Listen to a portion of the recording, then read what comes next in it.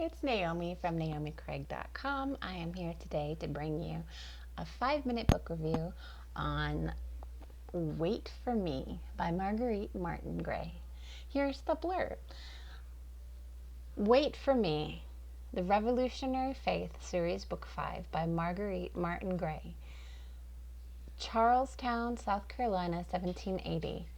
With the inevitable occupation of Charlestown by the British pounding at the gates, Louis Lestarget braces for possible imprisonment or worse. How can he provide for his growing family with the evil chains of the enemy binding his source of existence? The scenarios of imprisonment and starvation force him to realize he has no control over the outcome of the stronghold of the British. All that remains is a sense of survival at almost any cost. Elizabeth Lestarget faces looming confinement with both a drive to protect her children and a desire to do her part to undermine the enemy. They must thwart the British plans to imprison more men, but how? Who can they trust? Just how long will Elizabeth's confidence in justice withstand the constant battering of war and circumstance? Discover the destiny of the Lestarget family in the final book of the Revolutionary Faith series as they hope and wait upon deliverance from a world under siege. It is book 5, but it didn't feel like, I felt like I could catch up pretty quickly. There was a bit that I didn't know, but it really wasn't too bad to catch up. Since I have not read the others, I would recommend reading the others before this. And so here is my 5-point review of Wait for Me. You can find my notes. So this is continuing, number 1, this is continuing the tale Elizabeth and Louis.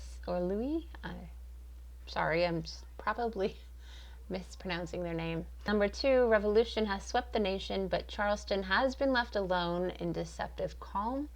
Number 3, patriots know war comes.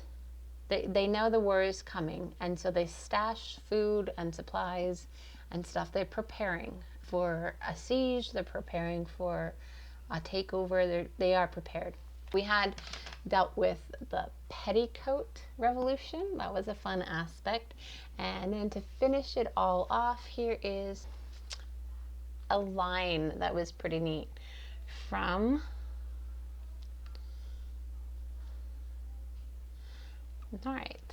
Standing, his fiery wife emerged, the one who had been a daughter of liberty from the start, the one who could carry and shoot a pistol.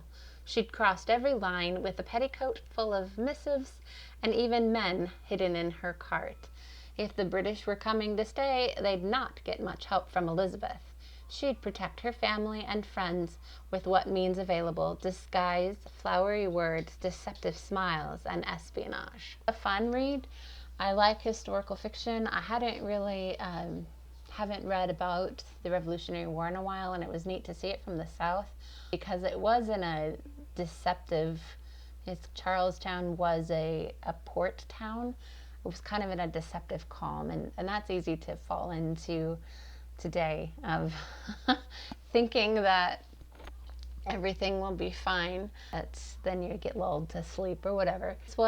This was good to see the history. It was based on a real story off of Marguerite's ancestors, so that was neat to see. It did have a sense of just moving through, like just kind of breezing through some of the things.